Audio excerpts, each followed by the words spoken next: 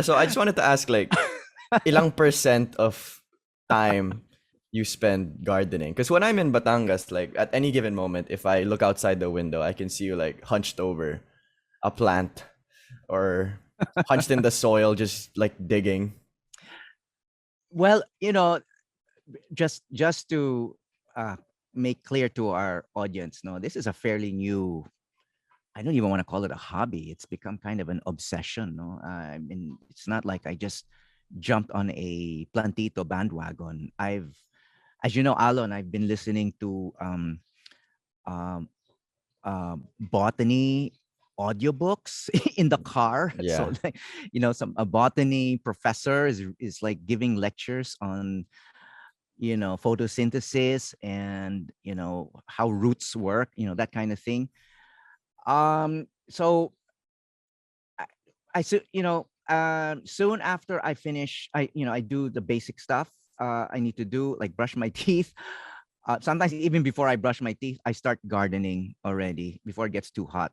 So, nag-garden ako. And what it does is it helps me relax, but at the same time, um, it consumes me for some reason. It's just I find so much satisfaction. I never had time for gardening before, or landscaping, or for Mm. taking care of plants because I was often traveling. And when you were growing up, Alon, I was spending a lot of time with you. No, but since Yeah. you're kind of self-contained already with your own, college world, I have more time for myself. And as you know, Mama has a new job, so that keeps her busy. So I have more time. I have more me time, and a big part of my me time is kind of indulging in this new obsession, and I'm glad in a way. I was just writing in my journal this morning. I told myself I'm glad this has become my obsession, even a kind of an addiction, kasi Mm. it's healthy, it's wholesome. um it multiplies. You can, there's so many rewards from taking care of plants. To me, the one of the ultimate visual pleasures, especially if you took care of it yourself, and watch it grow and develop and become colorful, blossom. But it can also be a big disappointment.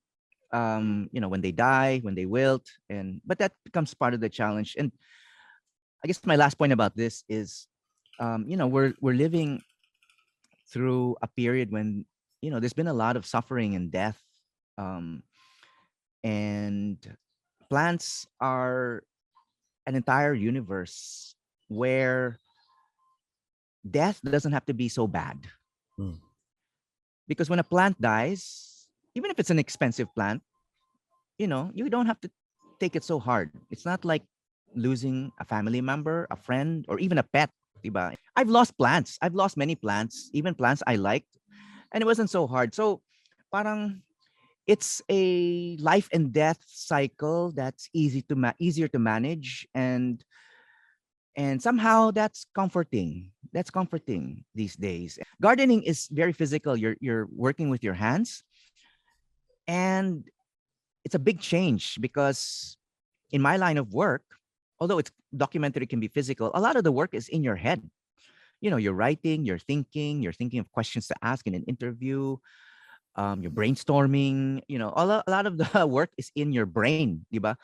But in gardening, a lot of the work is in your hands. And um, tayo mga in most of your work is in your head, and you're going to find a profession that's going to be mostly in your head as well. But I find that gardening and working with your hands is it's a very, very different experience. As you said, I'm hunched over, I'm doing physical work.